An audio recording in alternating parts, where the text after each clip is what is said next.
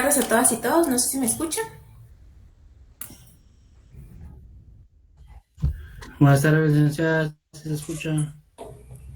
Perfecto. Bueno, vamos a continuar ya con la clase del día de hoy, retomando un poquito algunos aspectos que estábamos desarrollando las clases pasadas, la semana pasada.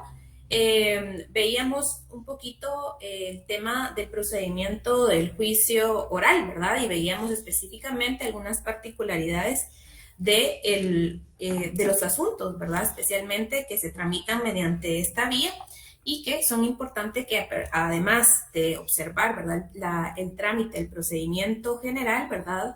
Del juicio oral, pues recordemos algunas particularidades sobre este proceso y en algunos asuntos muy particulares, ¿verdad? Hacíamos ver, por ejemplo, ¿verdad? El juicio oral en cuanto al tema de la ínfima cuantía, la menor cuantía, el tema de los alimentos, ¿verdad? También veíamos algunos aspectos importantes sobre el tema de la rendición de cuentas, el tema relacionado al oral de la división de la cosa común. Y aquí veíamos algunos puntos, ¿verdad? Que mencionábamos que era importante que tuviéramos presente y también veíamos la declaración de jactancia, que fue el punto en donde nos quedamos en la última clase. Recordando un poquito a manera de repaso, recuérdense de cuáles eran esos puntos que mencionábamos relacionados al asunto de alimentos en la tramitación del juicio oral. Un punto muy importante que mencionábamos era el efecto, ¿verdad?, que tenía la no comparecencia del demandado en la demanda de alimentos, que era genuinamente uno de los casos excepcionales, ¿verdad?, que veíamos en cuanto al tema de la regla general del tema de la no comparecencia en el juicio oral, pues se tiene por contestada la demanda en sentido negativo y mencionábamos que había unos asuntos que excepcionalmente se iba a tener esta regla, ¿verdad?, como una excepción y se debía considerar el asunto de la no contestación como una confesión de las pretensiones. Y uno de esos asuntos era el tema de alimentos, ¿verdad? También mencionábamos en el aspecto del juicio de alimentos que era necesario fijar una pensión provisional, ¿verdad? Y que también las medidas precautorias que se solicitaran por parte del demandado, pues se prestaban sin ninguna garantía, ¿verdad? También hablábamos un poco de que en este tipo de procesos la demanda debe ir acompañada del título, ¿verdad? Eh, que efectivamente haga ver la obligación del demandado para con el alimentista, ¿verdad? Entonces también era una de las cuestiones que mirábamos, que veíamos en el asunto de alimentos. En cuanto al tema del oral de rendición de cuentas, aquí también era otro de los asuntos que rompíamos la excepción a la regla general en cuanto a cómo tener por la demanda cuando no se contesta, ¿verdad? En el tema del emplazamiento. Y aquí la rebeldía también equivale a tener por ciertas las afirmaciones del actor y condenarlo, ¿verdad?, en costas procesales. El tema de la rendición de cuentas, hablábamos en la última clase, que tiene por objeto, ¿verdad?, el cumplimiento de una obligación previamente establecida, ¿verdad? Es decir, cuando a alguien se le ha otorgado esta obligación en cuanto a la administración de algún bien, de algún negocio, de alguna cuestión que pueda dar pie a algún tipo de honorarios o ingresos para otra persona, pues es necesario que se rindan las cuentas correspondientes y de no hacerlo, ¿verdad? O que se lo haya hecho de una forma en la que no es del todo, eh, del todo admisible por la parte que le corresponde recibir estos ingresos, pues puede pedir al juez, ¿verdad?, que por medio de resolución judicial, pues se otorgue esa revisión de esas cuentas o se realice si no se ha realizado, ¿verdad? Entonces hablábamos un poquito de eso en la última clase y hablábamos también de un aspecto que también esto en esta demanda, si la parte demandada no contesta la demanda, pues la rebeldía equivale a tener por ciertas las afirmaciones del actor y condenarle en costas procesales, ¿verdad? Al momento de declarar la sentencia, el juez debe observar, ya sea que se aprueben las cuentas las cuales se apercibe desde un inicio que se presenten por el obligado, o bien, si no se aprueban, la sentencia debe tener, ¿verdad?, el saldo que resultare, ¿verdad? La sentencia debe tener la condena, ¿verdad?, al saldo que resulte pendiente. También debe de establecer la condena al pago de daños y perjuicios, la condena al pago de intereses legales, la condena al pago de costas procesales y también el plazo para hacer el pago, ¿verdad?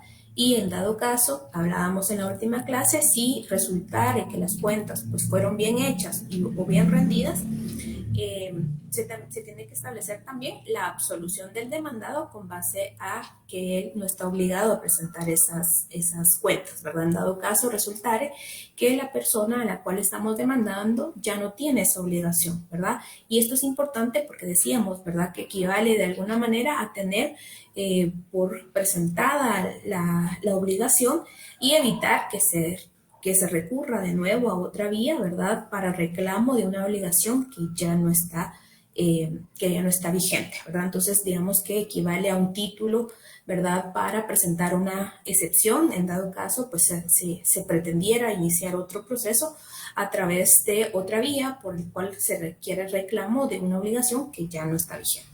Eran algunas de las cuestiones que mencionábamos la clase pasada y terminábamos también con el proceso específico de la división de la cosa común. Aquí hacemos un resumen, ¿verdad?, de lo que estábamos hablando en la última clase y indicábamos que este proceso se entabla cuando existe un bien común, ¿verdad?, y no exista acuerdo de las partes sobre la división del derecho que le corresponde a cada uno de los copropietarios, o bien también cuando se quiera vender, ¿verdad?, este inmueble o esta propiedad y que no todos los copropietarios pues estén de acuerdo, ¿verdad? Entonces, hablábamos que también procede cuando existe intereses de menores, intereses de ausentes, intereses de incapaces e intereses del Estado, ¿verdad? Alguna de las particularidades era que teníamos que en esta fase, la fase de conciliación, tenía por objeto específicamente el nombramiento de un notario partidor y también la determinación de las bases de la partición, ¿verdad? Y hablábamos también que el notario debe formar el proyecto de partición y en una de las audiencias, ¿verdad?, posteriores a las que se señale dentro del proceso oral, pues hacer presentar el proyecto y si hubiera oposiciones u observaciones, pues se van a tratar de dilucidar en esa audiencia y en dado caso no llegar a un acuerdo, pues se da un plazo por una única vez para que se hagan las modificaciones y formulado el nuevo proyecto, pues el juez tiene que emitir, ¿verdad?, la resolución por el cual tome la decisión, ya sea de acoger ese proyecto y si aún cuando se hayan incorporado las modificaciones existe inconformidad, pues será el juez, ¿verdad?, que emita una resolución razonada y que presente ese proyecto de partición, ¿verdad? Y una vez de esta manera, pues se mandará a hacer la protocolización como un requisito también esencial de este proceso, ¿verdad? Aquí, pues presento aquí un pequeño esquema de cómo sería, ¿verdad?, el procedimiento de la división de cosa común, teniendo presente que siempre, ¿verdad?, existe el proceso genérico, por así decirlo, del juicio oral que teníamos, que inicia con una demanda, el emplazamiento, la primera audiencia, la segunda audiencia y la sentencia, ¿verdad? Únicamente hay que incorporar en este proceso las particularidades, ¿verdad?, de lo que nos refiere el Código Procesal Civil para este asunto. Entonces, vemos que en la primera audiencia, en la fase de la conciliación, tiene un objetivo y en esta, pues, hacemos ver que es nombrar al notario partidor y las bases del proyecto, ¿verdad? Se fija un plazo para que el notario partidor presente ya el proyecto con las bases previstas en la fase de la conciliación, ¿verdad? mencionaba nuestro Código Procesal Civil que en dado caso el notario partidor pues tuviera algunas inquietudes, algunas observaciones, algunas dudas, pues podrá pedir privadamente, ¿verdad?, a las partes que se reúnan, ¿verdad?, para hacer esas aclaraciones. Si no obtiene, ¿verdad?, esta reunión para aclarar estas dudas, pues puede solicitar al juez, ¿verdad?, por una única vez que se cite a las partes, ¿verdad?, mediante resolución judicial y que a través de esa audiencia, pues se deje claridad de algunos asuntos importantes para el proyecto de partición. Digamos que esta, si se dan cuenta, pues lo tenemos acá como un procedimiento paralelo, porque en sí, pues no siempre pues, se puede establecer como parte del juicio oral, sino que son en excepciones cuando el notario partidor pues requiera algunos aspectos puntuales y en dado caso pues exista reticencia de las partes, pues puede solicitar esta audiencia aun cuando no forma parte específicamente del proceso oral, ¿verdad? Seguidamente vemos que en la segunda audiencia ya necesariamente esta que en el juicio oral per se veíamos que era para la recepción de pruebas, en esta audiencia pues lo que se va a buscar en el caso de la división de la cosa común es observar, ¿verdad?, el proyecto de partición y en dado caso existiera oposición fundada, pues presentar las pruebas, ¿verdad?, en las que se funda esa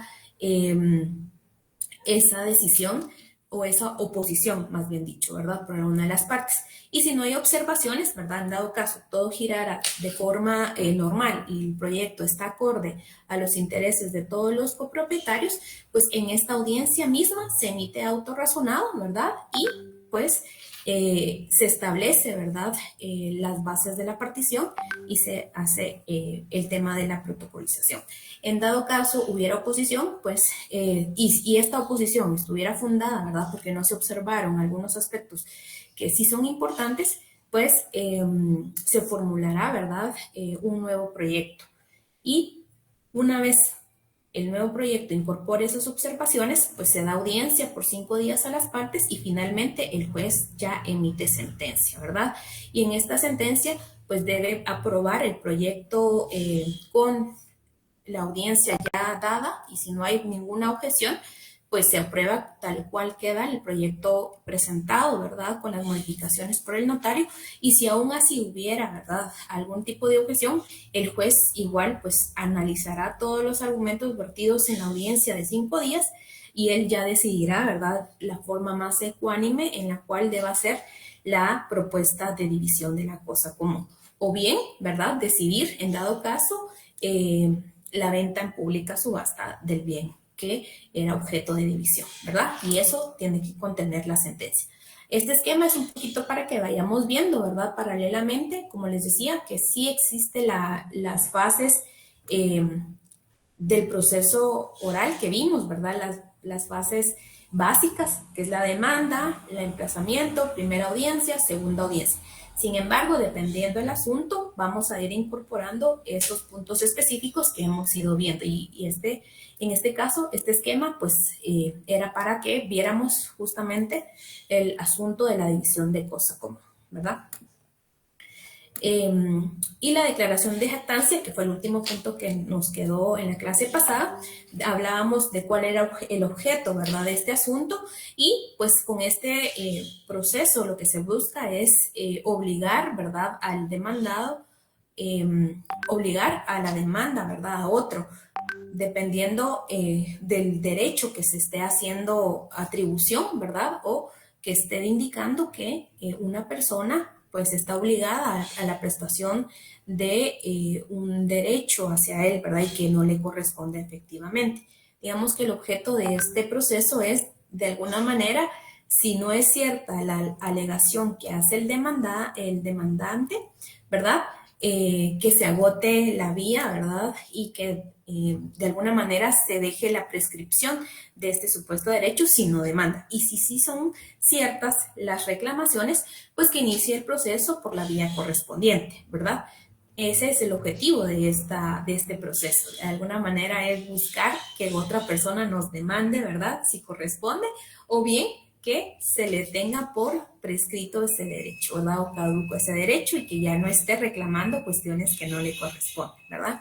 Entonces, alguna de las particularidades de este proceso es que en la demanda efectivamente debemos hacer alusión a algunos puntos. Primero, en qué consiste la jactancia, ¿verdad? ¿Cuál es esa reclamación que el demandado está haciendo hacia nosotros, ¿verdad? ¿O cuál es ese derecho que reclama de nosotros? Dejar claro eso en la demanda. Lo segundo es cuándo se produjo la jactancia, ¿verdad? En qué momento el demandado se hizo esa atribución o nos requirió del cumplimiento de esa obligación. ¿Por qué medio llegó al conocimiento del demandante? Es decir, ¿por qué medio tuvimos conocimiento, ¿verdad?, que el demandado estaba haciendo, ¿verdad?, esas aseveraciones. Y cuarto, se debe solicitar que el demandado en la primera audiencia confiese o niegue los hechos que se le atribuyen, ¿verdad? Entonces, esa es una cuestión muy importante que debemos tomar en cuenta en la demanda inicial del procedimiento de jactancia, que es que debe solicitarse que el demandado en la primera audiencia confiese o niegue los hechos que se le atribuyen, ¿verdad? Es decir, que si es cierto o no, que él tiene un derecho y que está requiriéndolo de nosotros, ¿verdad? Entonces, también al momento de admitir esta demanda, si cumple con los requisitos, el juez debe intimar al demandado para que en la primera audiencia confiese o niegue los hechos, ¿verdad? Esto es muy importante. La rebeldía acá también constituye, ¿verdad?, a tener por ciertos los hechos en que se funden la demanda. Es decir, si nosotros indicamos que no tenemos esa obligación para con el demandado y que únicamente él se está haciendo atribuciones que no le corresponden, ¿verdad?, se va a tener por bien ciertas esas aseveraciones si el demandado no comparece a la primera audiencia, ¿verdad?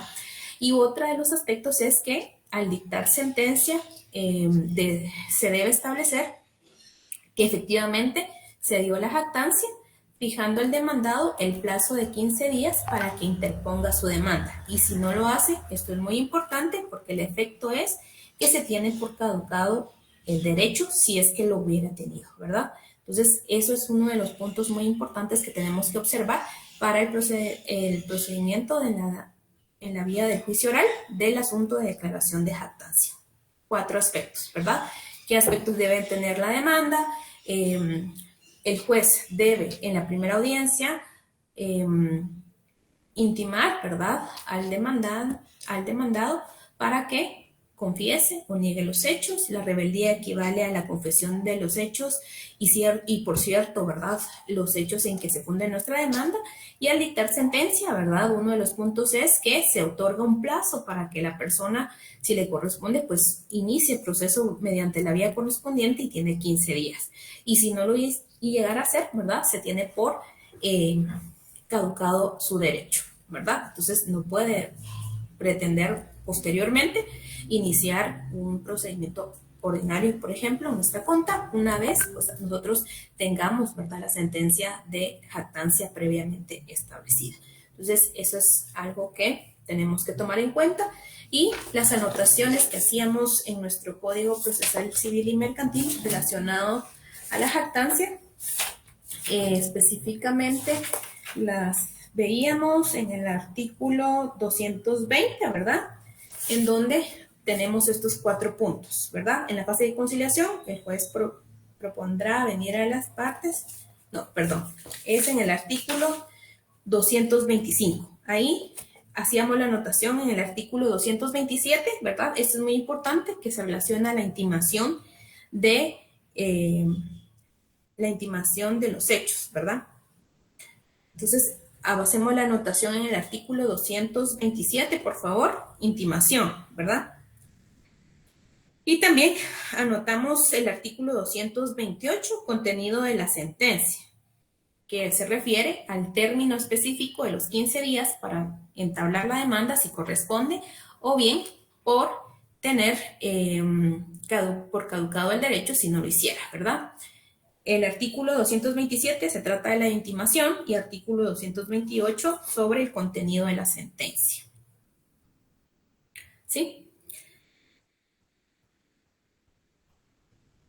En el artículo 225 vamos a ver cuál es el objeto, ¿verdad?, de este proceso. ¿Alguien que le dé lectura al artículo 225, por favor?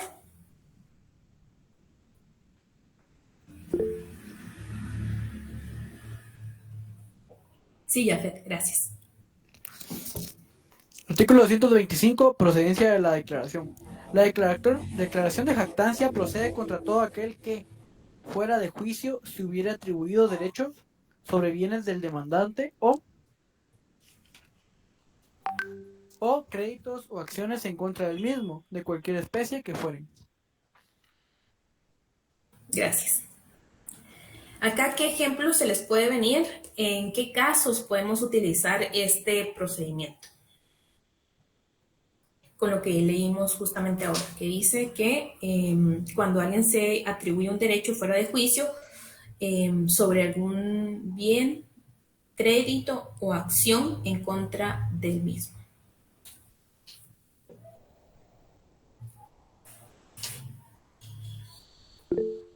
Vamos a ver. ¿Sí, Eric? Buenas noches, licenciada. Tal vez un ejemplo sería si yo vengo y pongo en renta una casa que no está a mi nombre y yo funjo como que estoy eh, como propietario, digamos, pero yo no tengo ese derecho y yo estoy sacando frutos de ese derecho, no sé. ¿Me corregirá usted? Digamos que aquí más bien es que a usted le exijan, ¿verdad? Un derecho del cual no está siendo obligado realmente, ¿verdad? Tal vez el tema de que usted decía más bien entra en otro asunto, ¿verdad? Eduardo, vamos a ver. Y ahorita vemos un ejemplo. Buenas tardes, Eduardo. licenciada. Podría ser un contrato de mutuo en el que tal vez se haya atrasado o haya dejado de pagar. Bueno, vamos a ver, tal vez aquí, por eso tal vez con ejemplos, podría ser el caso, ¿verdad? Y este se da mucho y ustedes tal vez han sido objeto de esto. No sé si les ha pasado, ¿verdad? Que muchas veces les llaman, ¿verdad? Indicándoles que ustedes, por ejemplo, la tarjeta de crédito, ¿verdad? ¿Cuántos no han tenido una tarjeta de crédito? Y que muchas veces hacen a veces convenios, ¿verdad? O por ejemplo, si se atrasan 2 meses, 3 meses, ¿verdad? Ya les están llamando diciéndole que ya los van a demandar o que su proceso está ya por la fase legal, ¿verdad? Les dicen muchas veces. No sé a quién, si a alguien le ha pasado esto, que reciben estas típicas llamadas, ¿verdad? Cobrando las tarjetas de crédito, indicándoles que debe ponerse al día, ¿verdad? Porque ya va por la fase legal, ¿verdad? Y luego, ¿verdad? Ya los dejan de llamar y luego cuando sienten ustedes, pues ya tienen ahí embargo de cuentas, etcétera, ¿verdad? Y muchas veces ustedes, pues quizás sí están al día o con la base de la contratación de la tarjeta de crédito y con la nueva ley de tarjeta de crédito, ¿verdad? Muchas veces les están haciendo cobros que exceden, ¿verdad?, de la base que realmente ustedes tienen, ¿verdad?, conforme a los gastos que realmente realizaron. Entonces, aquí digamos que podría, digamos, en algún momento llegar a ser tedioso, ¿verdad? Y llega a ser también un tanto como acoso, ¿verdad? Parte de algunos agentes cobradores, ¿verdad? De alguna de las tarjetas de crédito, que digamos podríamos establecer que si aún no se ha vencido el plazo, ¿verdad? Como para establecer una obligación per se ejecutiva, ¿verdad? De título ejecutivo, nosotros podamos decir, ¿verdad? A la entidad, bueno, demándeme por la vía que corresponde, ¿verdad? Y no me esté acosando con tanta llamada o diciéndome que yo debo un monto total de intereses, etcétera, etcétera, sino bajo la base de un título establecido, ¿verdad? Mediante la vía correspondiente, ¿verdad? Digamos que ese podría ser un ejemplo de cuando se están haciendo acreedor a un derecho o a una obligación que realmente todavía, ¿verdad?, no está firme o bien me están haciendo una reclamación fuera de juicio correspondiente, ¿verdad? Entonces, digamos que quizás por ahí podría haber algún tipo de, de, de sustentación de este asunto mediante el procedimiento de jactancia. O muchas veces lo que pasa es cuando ustedes llegan a un convenio, siempre con los bancos, ¿verdad? Y esto ha pasado, ustedes llegan a un convenio de pago, hacen el pago, ¿verdad?, correspondiente, pero le siguen llamando, ¿verdad? Después, muchas veces a muchas personas, al haber hecho el convenio y al haber cumplido con el total del convenio de pago, muchos agentes le siguen cobrando, ¿verdad? Indicándole que todavía no se ha hecho el pago, que, por ejemplo, todavía tiene intereses pendientes o, por ejemplo, todavía tiene cuotas pendientes, aun cuando ustedes, digamos, ya hicieron un convenio y ya cumplieron con esa obligación, ¿verdad? Entonces, ahí también podría ser uno de los ejemplos en donde ustedes podrían iniciar un proceso de jactancia, ¿verdad? Para que entonces el banco presente las constancias correspondientes y que efectivamente, ¿verdad? En ese proceso, si estuviera, ustedes pudieran presentar la excepción ya de cumplimiento de la obligación, por ejemplo, ¿verdad? Pero que no estén, de alguna manera, atribuyéndose obligaciones que no les corresponden, ¿verdad? Yafet tenía levantada la mano. Sí, Leida, es que me confundí un poquito. A ver, porque supongamos, si yo no debo, o sea, no debo nada, ellos me deberían demandar y yo presento, por ejemplo, excepción de pago o falta de cumplimiento de plazo. Ok. Ahora el de jactancia es como que digamos para que un tribunal me esclarezca la situación. Si es que No, para existe o decirle a no. ellos que dejen de digamos que de alguna Me estoy manera que dejen molestando, de ya más atribuirse claro. ese derecho. Ajá, exacto, Que me ¿verdad? dejen de Para más hostigar, claro digamos. decir, o decir, por ejemplo, por eso les ponía este último ejemplo, ¿verdad? Donde los bancos muchas veces hacen convenio de pago y ustedes hacen el pago, pero después les siguen reclamando que deben una cuota pendiente, un mes pendiente, o no sé, fuera del pacto ya realizado. Entonces ustedes ya no tienen ninguna obligación. Entonces, ¿cuál es el efecto que queremos con esta declaratoria de jactancia? Primero, que efectivamente se está haciendo atribución de un derecho que no le corresponde. ¿Verdad? Segundo, es emplazarlo, porque si en dado caso, ¿verdad? Esta persona llega al extremo de que, por ejemplo, inicia un proceso y me embarga cuentas, digámoslo así, ¿verdad? Porque ha pasado, en el plazo de 15 días, pues establezca y plantee la demanda como tal, ¿verdad? Con los efectos y nosotros poder hacer uso de nuestro derecho de defensa, ¿verdad? Y no tener un limbo eterno, ¿verdad? A muchas de las personas que bueno, digamos que se aprovechan de esta situación. O bien, ¿verdad? Si no se pronuncia dentro del 15 días, de los 15 días, tener por caducado cualquier derecho que le pueda corresponder, ¿verdad? De alguna manera, es decirle, mire, yo ya no le debo nada, ¿verdad? Déjeme de estarme acosando con cuestiones o solicitándome cumplimiento de obligaciones que ya no tengo con usted. Básicamente ese es el objetivo de la Esto declaratoria de sería jactancia, ¿verdad? más rápido, ¿no? Esperar el procedimiento común, que si ya me embargaron es porque hay un procedimiento. Entonces, en lo que me resuelven todo lo demás, de que yo presento excepción y todo eso, Exacto. me imagino que esto es más para que sea más rápido. Sí, digamos que también si se dan cuenta, la declaración de jactancia dependerá del caso concreto, lo que busca, en teoría, ¿verdad? En teoría, es que se aceleren, ¿verdad? Y que sea más expedita, ¿verdad? La solución o la resolución, ¿verdad? Pero aquí lo que tenemos que tener claro en este tipo de procesos es el efecto que busca, ¿verdad? La sentencia. Y esa es que si en dado caso existe, ¿verdad? O se supone o hay bases sobre las cuales el demandado pueda tener un derecho, pues que las haga efectivas en la vía correspondiente. Y segundo, si no lo hiciere, ¿verdad? Tener por caducado, ¿verdad? Esa acción. Es decir, ya no la puede presentar nuevamente, ¿verdad? Dentro de los 15 días, si no presenta su demanda, se le vence el derecho de volver a presentar esa acción, ¿verdad? Y si tenía el derecho, pues ya no lo va a tener, lo pierde, ¿verdad? Entonces, efectivamente, la declaración de jactancia es como librarnos de aquellas atribuciones o obligaciones que nos requieran y que nosotros no estamos obligados a cumplir, ¿verdad? Y que efectivamente, si estuviéramos, pues inicie la vía correspondiente, ¿verdad? Y con esos efectos, los que pueda traer, porque muchas veces, pues sí ha pasado, ¿verdad? Que se atribuye un derecho o una demanda, imagínense, de mala fe, ¿verdad? Y que soliciten al menos algún tipo de medida precautoria, pues nos afecta, ¿verdad? Entonces, ese es un poquito el efecto y el objetivo de este procedimiento de jactancia, ¿verdad?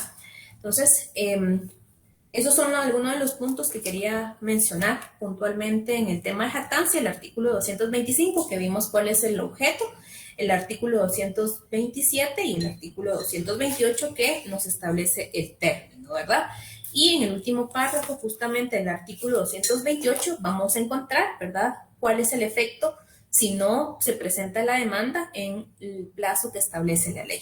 Transcurrido el término fijado en la sentencia, sin que el demandado hubiera justificado haber interpuesto la demanda, el juez a solicitud de parte, esto también es importante que lo subrayemos, no va a ser de oficio, sino que es a solicitud de parte, declarará caducado el derecho y mandará expedir certificación al actor, ¿verdad? Entonces, para que de alguna manera se cierre esa persecución, si quieren verlo ustedes así, ¿verdad? O ese requerimiento eterno de la otra parte. Manuel.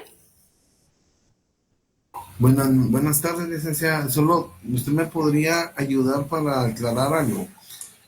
Tengo duda en donde empieza en el artículo 28. Dice el 228. término, ajá, después donde dice el término de 15 días para que interponga su demanda. O sea, si ella se declaró jactancioso, ¿por qué se tiene que presentar otra demanda o una demanda? Sí, digamos que por eso le decía, ¿verdad? Digamos, ¿cuál es el objeto de la jactancia? Es decir, si se dan cuenta, en la primera parte dice que el juez, al emplazar, ¿verdad?, al demandado, le intimará al demandado para que en la primera audiencia confiese o niegue los hechos, ¿verdad? Lo que quiere decir es, en la primera audiencia, llamar a las partes y decirle, mire, usted está diciendo esto, usted está exigiendo este derecho. Si él dice, sí, yo lo estoy exigiendo, ¿verdad? Entonces, efectivamente, la otra parte va a decir, mire, señor juez, esto no tiene razón de ser. Entonces, la sentencia, ¿qué va a decir? Bueno, la persona se está indicando acreedor de un derecho, pues entonces acuda a la vía, ¿verdad? Tiene 15 días, porque si usted dice que le corresponde ese derecho, pues ejecute en la vía correspondiente y le doy 15 días para hacerlo, ¿verdad? Porque si no, usted pierde su derecho, ¿verdad? Digamos que aquí la declaratoria de jactancia es, primero, establecer si efectivamente la persona se está haciendo atribuciones, ¿verdad?, de forma pública, o me requiere a mí de forma pública ese cumplimiento de una obligación que yo alego que no tengo, ¿verdad? Esa es la primera parte de la jactancia, ¿verdad? Y después decir, bueno, usted sí está diciendo esto, bueno, pues entonces, bajo la vía correspondiente, interponga su demanda en 15 días y si no la interpone, pues se tiene por caducado su derecho. No sé si ahí estamos, compañero. Si Ya, no, licenciada, vamos a gracias. buscar otra. ¿Jafet? Ahorita, y si después de los 15 días, ¿verdad? Ya le caducó, ya le declararon caducado y me demanda, yo presento caducidad. ¿Qué va presente? Caducidad, Sí, pero ¿verdad? y me fundamento en la sentencia de jactancia. Sí, definitivamente, ¿verdad? Eso. Por eso, si se da cuenta, en el último párrafo, por eso también lo vamos a subrayar, el último párrafo dice, a solicitud de parte, primero se interpone la demanda del juez, a solicitud de parte declarará caducado el derecho y mandará, ¿qué dice aquí? Expedir certificación al actor. Es decir, que se va a certificar, ¿verdad?, el tema de la resolución. Para que así, pues si en dado caso después él pretenda hacer uso de su derecho, pues usted ya interpone, ¿verdad?, la excepción perentoria, ¿verdad?, de caducidad, ¿verdad? Bueno, entonces ahora con esto pues ya terminamos todos los asuntos y aspectos puntuales de cada uno de los asuntos que se tramitan mediante el procedimiento del juicio oral. Ahora vamos a entrar allá a ver un poco lo que es el procedimiento, ¿verdad? Bueno, aquí es un resumen, este cuadro de resumen, siempre recordarles, ¿verdad?, que tenemos que tener presente las etapas genéricas, por así decirlo, del juicio oral y en cada asunto sumarle las particularidades, ¿verdad? Entonces, siempre tener presente el esquema general del procedimiento del juicio oral que vimos al inicio y en cada uno de los asuntos, ¿verdad?, tener presente esas particularidades que hemos terminado de conocer hasta el día de hoy. Entonces, por eso es un recordatorio de este cuadro de resumen, que siempre, aparte del procedimiento genérico del juicio oral, tener presente aspectos relacionados a la menor cuantía, a asuntos de alimentos, asuntos de rendición de cuentas, división de la cosa común, declaratoria de jactancia, y pues que también pueden haber cuestiones que se tramiten mediante esta vía por disposición específica de ciertas leyes, ¿verdad? Entonces siempre tener presente eso. Ahora sí, vamos a entrar a conocer las etapas del procedimiento del juicio sumario, ¿verdad? Que también, al igual que el juicio oral y el juicio ordinario, son procedimientos de conocimiento, ¿verdad? Como lo vimos al inicio, también es un procedimiento de conocimiento y aquí vamos a conocer los asuntos de arrendamiento y desocupación, la entrega de bienes muebles que no sean dinero, la rescisión de contratos, la deducción de responsabilidad civil contra funcionarios y empleados públicos, los interdictos Y número 6, al igual que el juicio oral, tenemos esta disposición, ¿verdad? Que vamos a conocer todos aquellos asuntos que por disposición de ley o por convenio de las partes deban seguirse en esta vía, ¿verdad? Entonces, no olvidemos, ¿verdad? Que tenemos los 5 asuntos más el número 6 que nos establece que van a haber asuntos específicamente establecidas por otras leyes que se deben conocer por esta vía y que también puede establecerse mediante esta vía, dependiendo si existe acuerdo de las partes. Un asunto que, por ejemplo, deba conocerse mediante la vía del juicio ordinario, podemos, por disposición y convenio entre ambas partes, someterlo a esta vía, ¿verdad? Pero previo convenio de las partes, ¿verdad? Entonces, también ahí, al igual que en el juicio oral, tenemos que tener muy presente esta última disposición, ¿verdad? Que vamos a conocer asuntos que establezcan las leyes en particular, algunas leyes en particular, y también aquellos que vamos a, o se pueden convenir, ¿verdad? Por las partes. Ahorita les voy a dar algunos ejemplos, ¿verdad? De algunas disposiciones que algunas leyes establecen que deben conocerse por medio de esta vía. Vamos a colocar entonces en el artículo 229, donde tenemos los asuntos que se conocen mediante el juicio sumario. En el numeral 6 vamos a colocar, ver artículo 413. 413 del Código Procesal Civil y Mercantil. ¿Alguien que le dé lectura a ese artículo, por favor?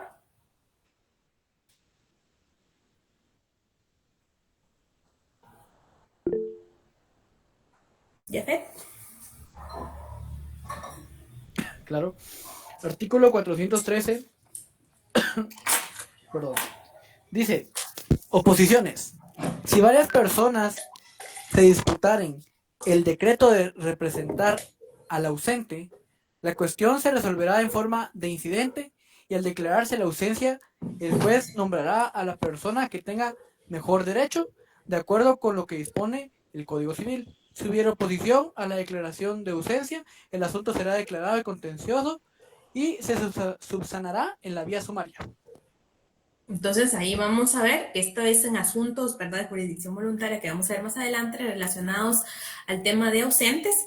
Cuando se refiere a temas de representación, si existe, ¿verdad?, como ya lo leyó Jafet, en el último párrafo de ese artículo establece que si existe oposición o conflicto, se va a tramitar mediante la vía, ¿verdad?, del juicio sumario, ¿verdad? Entonces ahí hacemos esa primera anotación. Artículo 443, asuntos de representación, oposición a representación de ausencia, ¿verdad? El segundo que podemos tener ahí como ejemplo, no son los únicos, pero sí podemos establecer mediante esta vía por disposición de ley, es el artículo 416. Alguien que le dé lectura el artículo 416, siempre el Código Procesal Civil y Mercantil.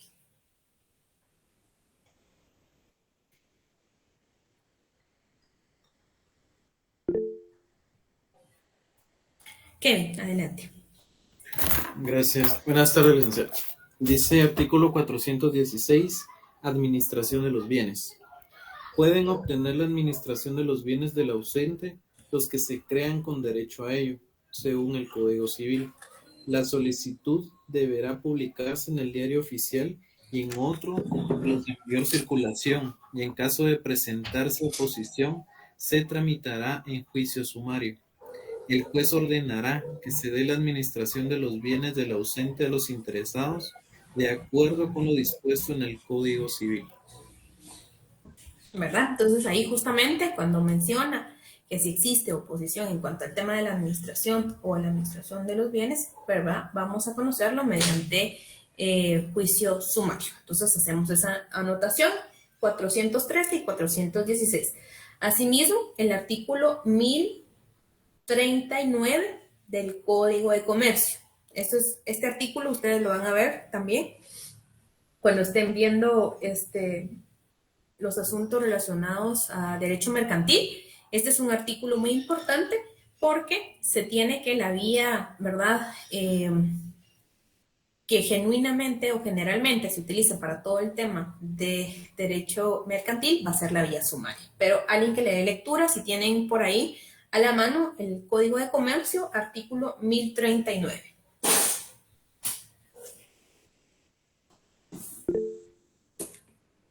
¿Qué afecte? Vía procesal. A menos que se estipule lo contrario en este código, todas las acciones a que dé lugar su aplicación se ventilarán en juicio sumario, salvo que las partes hayan convenido en someter sus diferencias a arbitraje, en cuyo caso prevalecerá el acuerdo arbitral sobre cualquier proceso o vía judicial señalada específicamente en este código o en otras leyes de naturaleza mercantil. En los juicios... Gracias, Jeffrey. Si quiere, por ahí lo dejamos. Ahí entonces, en esta parte conducente del artículo 1039 se dan cuenta que justamente, ¿verdad? El juicio tipo en los asuntos mercantiles va a ser el juicio sumario. Entonces, ahí anotamos, ¿verdad? El artículo 1039 y también cuando vayamos a ver el tema de arbitraje, también pues va a ser uno de los asuntos que por disposición legal, ¿verdad? Se puedan, ¿verdad? No obligatoriamente, pero sí puedan someterse mediante esa vía del juicio de arbitraje, ¿verdad? Entonces, hacemos esa anotación tanto en el artículo 1039 del Código de Comercio como en el numeral 6, ¿verdad? Del artículo 229. Entonces, ahí tenemos 3 ejemplos, ¿verdad? Donde por disposición de ley puede tramitarse asuntos relacionados, ¿verdad? Y como ya lo vimos, en cuanto al tema de ausentes o menores, o bien el tema de asuntos mercantiles bajo el procedimiento de el juicio sumario, ¿verdad? Entonces es muy importante hacer esas anotaciones, además de dejar abierta la pauta, ¿verdad? De que por convenio entre las partes, cualquier asunto, ¿verdad? Que no necesariamente esté estipulado en el artículo 229 pueda conocerse mediante esta vía, ¿verdad? Siempre y cuando exista convenio previo. Entonces, ahí también, ¿verdad? Obra el principio, ¿verdad? De disposición de las partes, ¿verdad? Muy importante. Entonces, seguimos el artículo 230. Aquí también vamos a hacer alusión que son aplicables al juicio sumario todas las disposiciones del juicio ordinario en cuanto no se opongan a lo preceptuado en este título, ¿verdad? Entonces, muy importante, vamos a poder aplicar las disposiciones del juicio ordinario en lo que pueda ser aplicable y que no sea contrario a la naturaleza o las disposiciones propias del juicio sumario, ¿verdad? Entonces, ahí ver esa anotación. Otro de los aspectos que tenemos que tener en consideración en el juicio sumario es el procedimiento. Y iniciamos con la demanda. Al igual que el juicio oral, recordemos, ¿verdad?, que hay que observar el artículo 106, 107, más las disposiciones también del artículo 61, 63 y 71, ¿verdad? Siempre tenemos que tener presente en cualquier demanda inicial estas disposiciones, ¿verdad? A diferencia del juicio oral, acá la demanda se presenta por escrito, ¿verdad? Y por tanto debe cumplir con estos requisitos esenciales del escrito inicial, ¿verdad? Entonces, mucho ojo, al igual que en el juicio oral, si se presentaba por escrito la demanda del juicio oral, teníamos que observar estos artículos. Asimismo, en el juicio sumario y en el juicio ordinario, siempre tener presente el artículo 106, 107, 61 y 63 y 71, ¿verdad? Acá, en la siguiente fase, que es el emplazamiento, vamos a tener que el emplazamiento al demandado funge, ¿verdad?, como esa etapa en la que el demandado debe contestar, ¿verdad?, la demanda.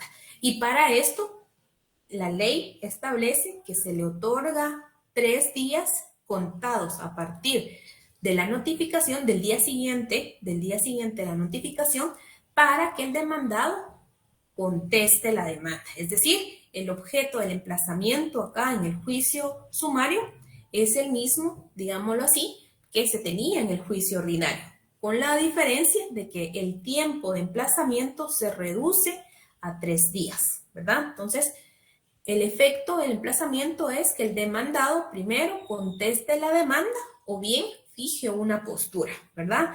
Si no comparece el demandado en el término del emplazamiento, pues se tiene, ¿verdad?, por contestada la demanda en sentido negativo, ¿verdad? Entonces, mucho ojo acá, el mismo efecto del emplazamiento que en el juicio ordinario, con la diferencia y salvedad que acá se reduce el plazo a 3 días. Entonces, hacer la anotación en el artículo, ¿verdad? Vamos a ver. Artículo 223, vamos a tener, artículo 233, vamos a tener el emplazamiento. Artículo 233, donde nos establece contestación de la demanda. El término para contestar la demanda es de 3 días, en cuya oportunidad el demandado debe interponer las excepciones perentorias que tuviere contra la pretensión del actor, ¿verdad? Y también es importante que veamos que en este caso, en este procedimiento, las excepciones previas se van a interponer dentro del segundo día del emplazamiento. Entonces, ese también es algo muy importante que tenemos que subrayar. Excepciones previas se interponen dentro del segundo día del emplazamiento y se van a tramitar por el procedimiento de los incidentes. Sin embargo, la interposición de una excepción previa con posterioridad, es decir, aquellas excepciones que no precluyen, dígase la litispendencia, la falta de capacidad legal, falta de personalidad, falta de personería, la cosa juzgada, caducidad, prescripción y transacción, si se presentan posteriormente, se pueden presentar, ¿verdad?, hasta antes de sentencia, y se va a resolver en sentencia, ¿verdad? Entonces, aquí también recordemos un poquito de cuáles eran los efectos de la presentación de los incidentes que habían visto ustedes en el trámite del juicio ordinario. Otro punto es que las excepciones perentorias y la reconvención, ¿verdad?, como actitud del demandado, se deben alegar al momento de contestar la demanda y estas se van a resolver en sentencia, ¿verdad? Tanto las excepciones perentorias como la reconvención y las excepciones que se interpongan con posterioridad, ¿verdad?, a la demanda, se resuelven en sentencia. Ahora, las excepciones previas que se establezcan y se deben presentar dentro del segundo día del emplazamiento se tramitan como incidente. Entonces, mucho ojo con eso, ¿verdad? ¿Cuál es el trámite de las excepciones previas? Incidente. ¿Y cuándo se van a interponer? Dentro del segundo día del emplazamiento, ¿verdad? Y excepciones perentorias y reconvención se presentan, ¿verdad?, al contestar la demanda, ¿verdad? Es decir, dentro de esos 3 días y se van a resolver en sentencia, ¿verdad? Entonces, vamos a leer el artículo 232 para ir haciendo el desglose de estos puntos y hacer algunas anotaciones. ¿Ya, Fer?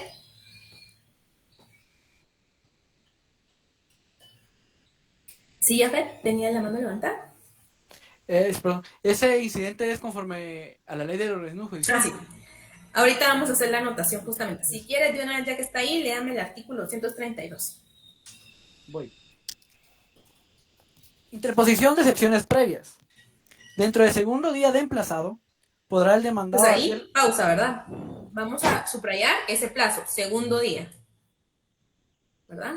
Ahí, subrayen ese plazo, segundo día. Entonces, excepciones previas dentro del segundo día. Ajá, disculpe, Fer. Claro. Podrá el demandado hacer valer las excepciones previas a que se refiere el artículo 116, las cuales se resolverán por el trámite de los incidentes. Entonces, ahí donde dice por el trámite de los incidentes, subrayamos y hacemos la anotación, ver artículo 135 de la ley del organismo judicial. Entonces, ahí hacemos la anotación, ver 135 de la ley del organismo judicial. Si se dan cuenta, aquí ya tenemos otra diferencia, ¿verdad?, del trámite de las excepciones previas. Artículo 135 de la ley del organismo judicial. Como les decía, si se dan cuenta, aquí ya tenemos una diferencia de cómo se tramita, ¿verdad?, el tema de los incidentes, a diferencia de lo que habíamos observado en el juicio oral, ¿verdad?, que tenía un trámite particular que el mismo procedimiento del juicio oral nos establecía, ¿verdad? Entonces, aquí no, sino que aquí vamos a observar la tramitación de incidentes mediante lo establecido en la ley del organismo judicial, ¿verdad? 135. Bueno, sigamos con el artículo 232. En el segundo párrafo van a ver lo que yo establezco acá como excepciones no preclusivas. ¿Alguien que le dé lectura, por favor, el segundo párrafo?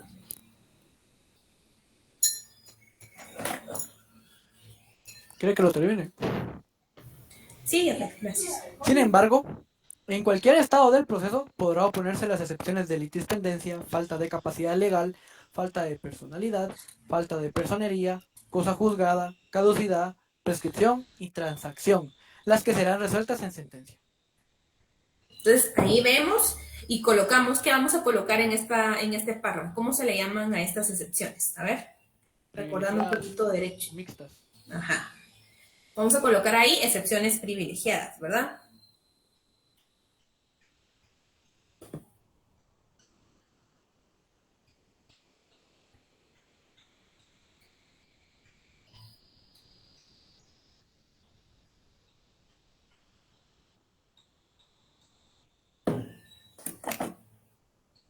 Bueno, entonces, acá, en este último párrafo, aparte de la anotación de excepciones privilegiadas, en la última línea, vamos a subrayar, se resuelven en sentencia, ¿verdad? ¿En qué momento se van a resolver? En sentencia. Luego, como les estaba estableciendo, ya en el artículo 233, vamos a colocar contestación de la demanda, emplazamiento, ¿verdad? Acá vamos a ver que el término para contestar la demanda, como les hacía ver, era de 3 días. Entonces, acá lo importante es que subrayen ese término de 3 días. Y también subrayan que debe el demandado interponer las excepciones perentorias, ¿verdad? Dentro de esos 3 días a contestar la demanda, se deben interponer las excepciones perentorias.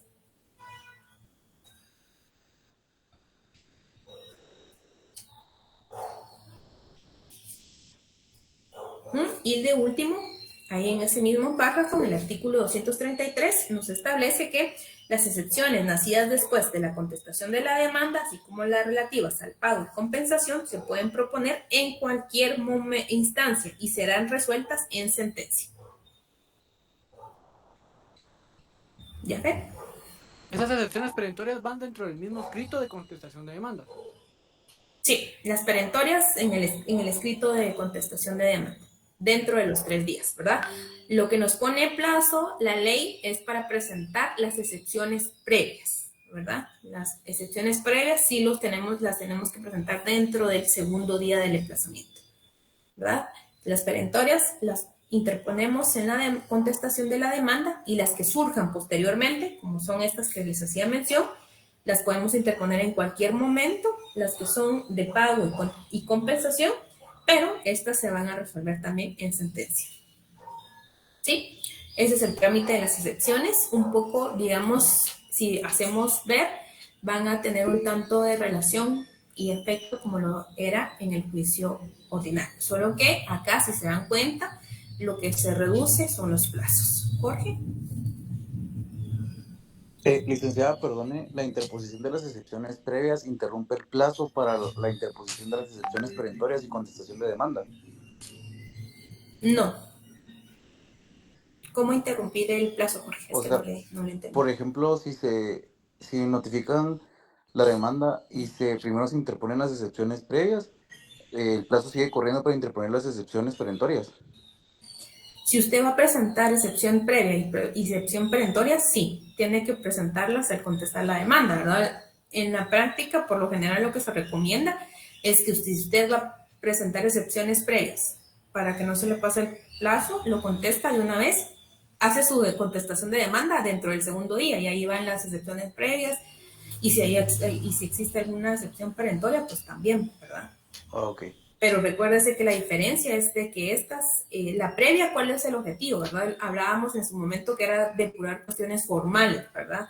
Del procedimiento, tal vez, no sé, El retraso del incompetencia, proceso. etc. No necesariamente retraso de proceso, ¿verdad? Sino más bien cuestiones de forma, digamos, por ejemplo, que el juez no sea competente, ¿verdad? Esos son los objetivos de las excepciones previas. Ahora, la perentoria, por ejemplo, es que usted diga que el actor, por ejemplo, ya lo que hablábamos, ¿verdad? Por ejemplo, que sea caducidad, ¿verdad? Que usted presente una excepción perentoria de caducidad y que esa al final sí sea probada y se va a resolver en sentencia. ¿Y cuál es el objeto de las excepciones perentorias? Pues atacar el fondo del asunto, ¿verdad? Recuérdense que esos son los objetos de las excepciones, no tanto el momento ni por qué se presentan para retardar el proceso, no. son unas para depurar cuestiones de forma y otras atacan el proceso de fondo, ¿verdad? Entonces, eso sí es importante que hagan la anotación y que tengan presente eso. Vamos a dar ahorita, compañeros, 5 minutos para que llenen la asistencia. Ahorita se los están mandando, ¿verdad? Para que llenen el formulario. 5 minutos a partir de ahorita, para que después no digan que no llenan la asistencia. 5 minutos a partir de ahorita y después pues ya vamos a cerrar el link, ¿verdad? Porque ahorita ya son las 7 menos cuarto. Ya deberíamos estar todas y todos, entonces 5 minutos, por favor.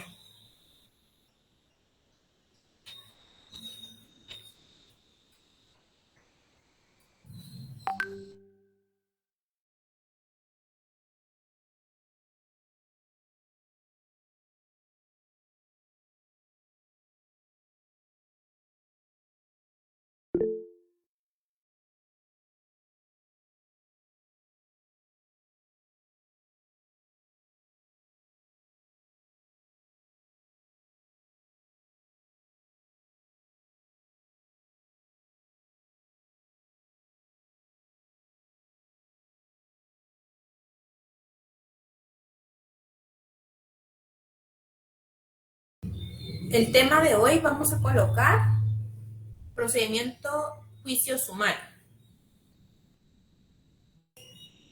Procedimiento juicio sumario.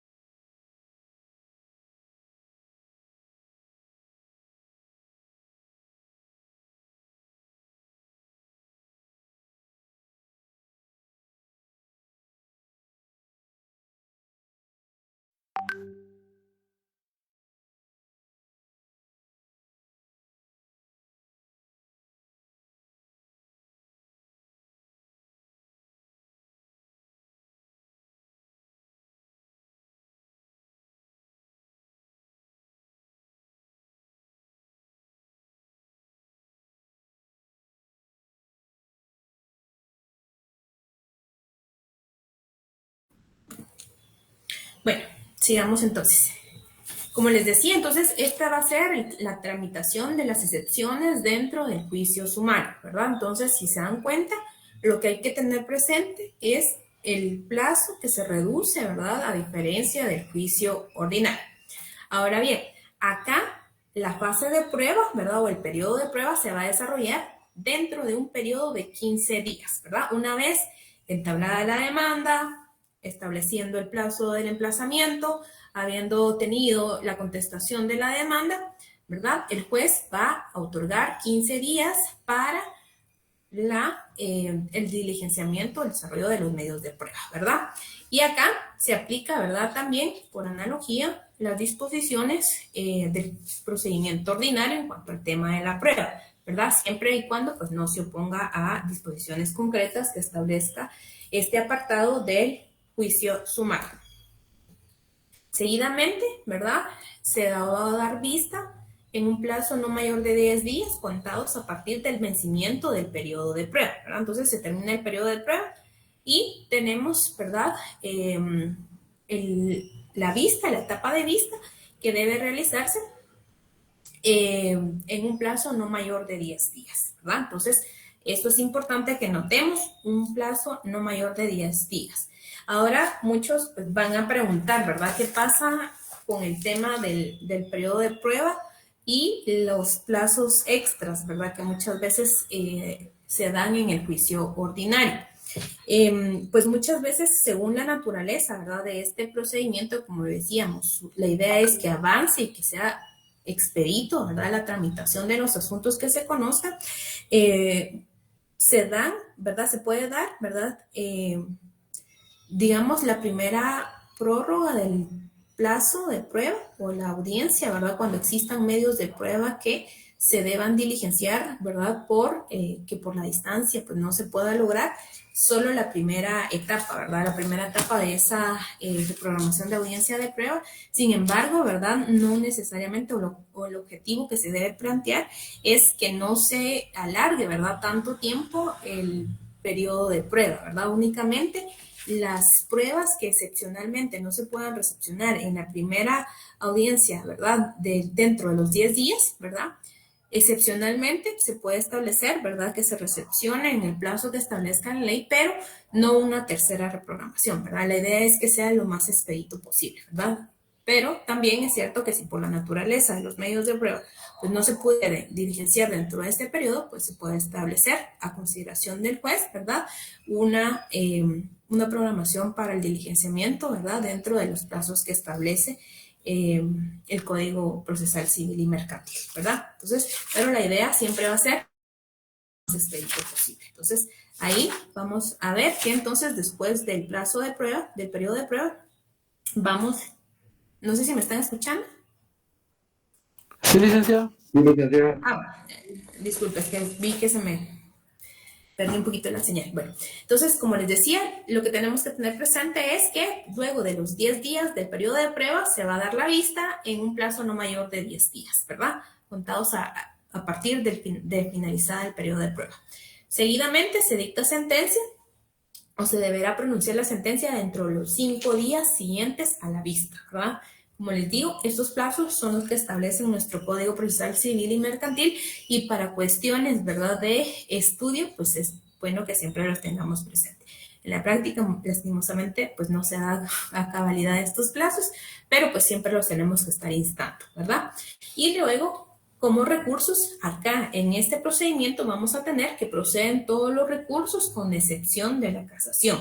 Salvo, ¿verdad?, que el proceso se hubiera desarrollado en esta vía por convenio celebrado por las partes, pero que por su naturaleza debía tramitarse por la vía ordinaria. En este caso, sí va a poder aplicarse o instarse la solicitud de casación, ¿verdad? Entonces, esto es muy importante que tengamos presente. Los recursos dentro del procedimiento del juicio sumario van a ser todas, exceptuando la casación, a menos de que el asunto que se solicitó se tramitara por esta vía, debía haberse conocido por el juicio ordinario, ¿verdad? Entonces, en ese caso, sí podemos requerir el planteamiento, ¿verdad?, del recurso extraordinario de casación. Entonces, mucho ojo con eso. Entonces, si se dan cuenta, tenemos, ¿verdad?, como fases generales del juicio sumario, primero, ¿verdad?, la demanda, el emplazamiento, la presentación o la contestación de la demanda con la postura que vaya a tomar el demandado, el periodo de prueba, la vista y sentencia y la presentación de recursos, ¿verdad? Entonces, estos son las fases generales del juicio sumario, ¿verdad? Entonces, esto es lo que se traduce, ¿verdad? En este esquema un poquito, ¿verdad? La demanda, 3 días emplazamientos, dentro del segundo día, las excepciones previas, actitudes del demandado, ¿verdad? Dentro de esos 3 días del emplazamiento, periodo de prueba, 15 días, ¿verdad? Luego de finalizado el periodo de prueba, tenemos 10 días para que se establezca la fecha para la vista. Una vez evacuado la vista, se tiene 5 días para dictar sentencia. Eduardo. Gracias, licenciada. Disculpe, ¿cuál es el fundamento del recurso de casación que nos acaba de mencionar? Disculpe. Sí, ahorita les voy a dar las anotaciones que no hemos hecho. Bueno, entonces, si se dan cuenta, habíamos quedado en el artículo 200, El 233, licenciada, tocaba el 234. Sí, 234. Entonces, en el 234, primero vamos a colocar ahí, ¿verdad? Prueba y vista, ¿verdad? Prueba, vista y sentencia. Como dice ahí el epígrafe, prueba, vista y sentencia. Entonces, establece el término de prueba será de 15 días. Entonces, subrayamos los 15 días. Seguidamente, en el segundo párrafo colocamos vista, ¿verdad? La vista se verificará dentro de un término no mayor de 10 días. Subrayamos ese plazo, ¿verdad? No mayor de 10 días. Y finalmente, en el último párrafo vamos a colocar sentencia y colocamos y subrayamos el plazo de los 5 días. La sentencia debe pronunciarse dentro de los 5 días, ¿verdad?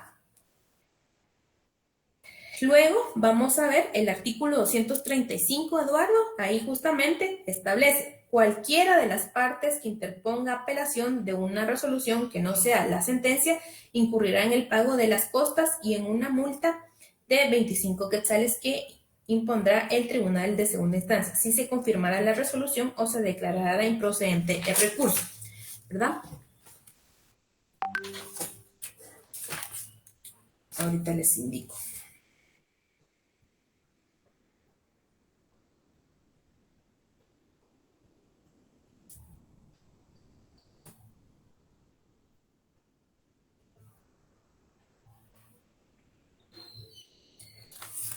Ahorita les refiero.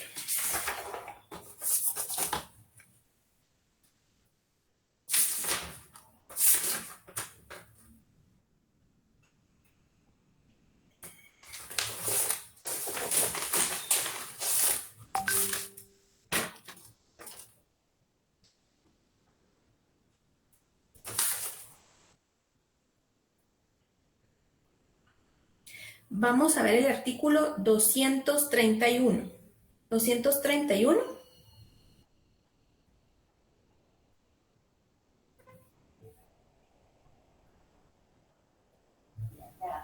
En el segundo párrafo, Eduardo. 231, segundo párrafo. Con mucho gusto, licenciada. ¿Lo leo? Sí, gracias. Celebrado el convenio, no podrá variarse la decisión, pero si el proceso intentado por su naturaleza debiera haberse ventilado en juicio ordinario, habrá lugar al recurso de casación. Entonces acá subrayamos recurso de casación y ver, ¿verdad? Artículo 235. Y al artículo 235 le vamos a hacer la anotación, ver artículo 231, segundo párrafo, ¿verdad? Entonces acá vamos a aplicar todos los recursos, exceptuando casación, a menos de que el asunto se debía tramitar, ¿verdad? Por la vía del juicio ordinario y que por convenio de las partes pues haya decidido tramitar mediante la vía del juicio sumario. Entonces ahí podría dar pie a planteamiento de recurso de casación. Y en cuanto a los recursos, es muy importante porque acá, si se dan cuenta, en el artículo 235 nos establece, ¿verdad? Cualquiera de las partes que interponga apelación en una resolución que no sea la sentencia, incurrirá en el pago de costas y multas, ¿verdad?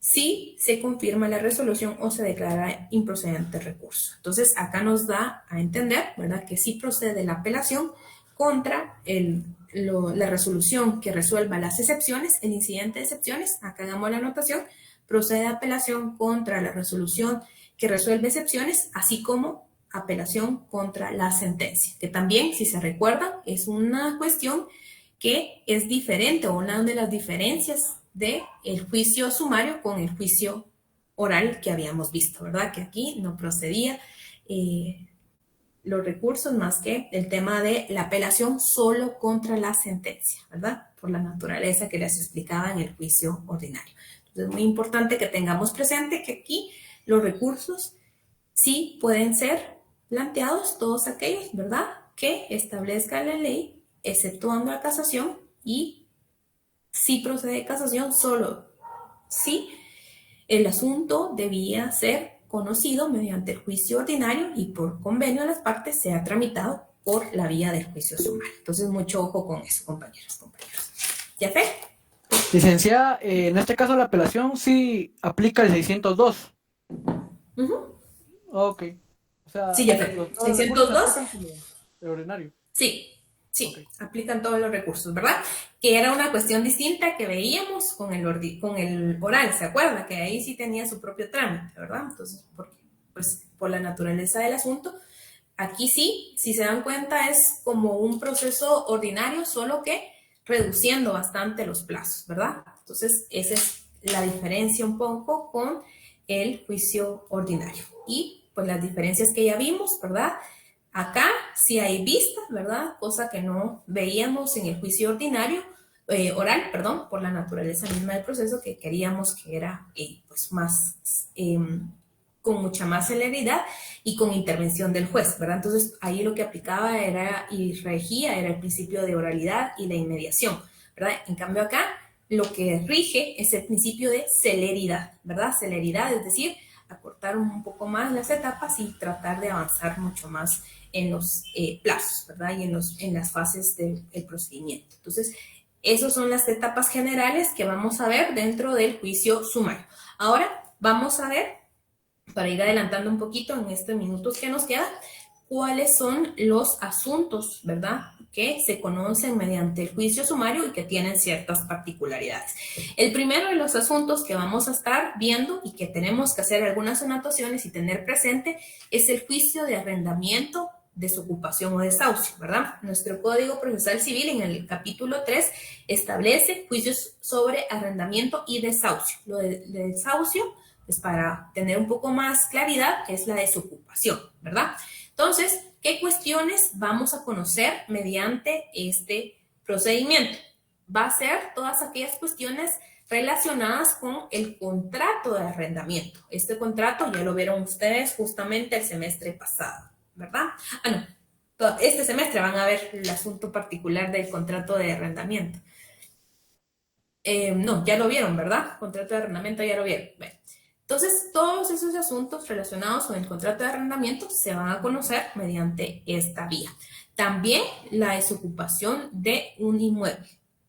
Lo importante acá es que tengamos presente quiénes son los sujetos activos, quiénes pueden ser sujetos activos que pueden requerir la demanda mediante este procedimiento. Primero, el propietario, ¿verdad? Propietario que tenga, ¿verdad?, los títulos correspondientes a la propiedad. El que ha entregado un inmueble a otro con la obligación de restituirlo. Este también es importante que tengamos presente que puede ser sujeto activo toda aquella persona que entregue un inmueble a otro con la obligación de restituir. Y tercero, el que tenga derecho de poseer el inmueble por cualquier título. Entonces, vemos propietario, el que haya entregado un inmueble con la condición de que se le restituya, y el que tenga el derecho de poseer el inmueble bajo cualquier título. Ahora, ¿quiénes son los sujetos pasivos? Los sujetos pasivos puede ser el simple tenedor del inmueble, el intruso, el que recibió el inmueble sujeto a la obligación de devolverlo.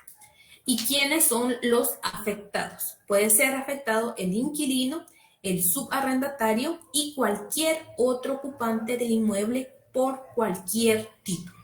¿Por qué les hago mención de estos sujetos? Porque es importante que al momento de que ustedes interpongan la demanda, requieran, ¿verdad?, primero como sujeto pasivo a la persona que esté, ¿verdad?, ya sea ocupando, ¿verdad?, el inmueble, el intruso, aunque no tenga un título, o el que haya recibido ese inmueble. Pero como efectos de la desocupación, ustedes sí tienen que establecer dentro de su demanda que los efectos de, ¿verdad?, el lanzamiento deben aplicarse para cualquier persona que esté ocupando el inmueble, ¿verdad? Esto sí es bien importante porque muchas veces lo que hacen cuando llegan a realizar el lanzamiento es buscar a la persona que fue demandada, y muchas veces lo que le dicen sus familiares es, pues ella ya no está aquí, ¿verdad? Y la orden de desocupación viene solo para ella. Entonces, eso es bien importante que ustedes hagan la anotación ahí, que en la demanda por juicio, ¿verdad?, de desocupación, es necesario que, además del sujeto pasivo, establezcan, ¿verdad?, a quienes se les debe afectar o quienes también pueden ser, ¿verdad?, los que sean sujetos a la desocupación o el desahucio. Entonces, eso es muy importante que lo hagan ver, y por eso hago esta anotación acá. El artículo 236 propiamente va a establecer lo del arrendamiento. Subrayamos artículo 236, arrendamiento, artículo 237, desahucio, y aquí es donde está las personas, ¿verdad?, que pueden ser considerados como sujetos pasivos. Eduardo. Disculpe, licenciada, Eduardo. con su permiso, solo me voy a retirar porque por la otra Sí, clase, disculpen, compañeros. Si quieren, así hacemos la anotación acá y lo dejamos acá para la siguiente clase. Disculpen. Gracias, Continuamos la siguiente clase. Buenas noches. Muchas gracias, licenciado. Licenciada. Buenas noches. Buenas noches, Lilia. Feliz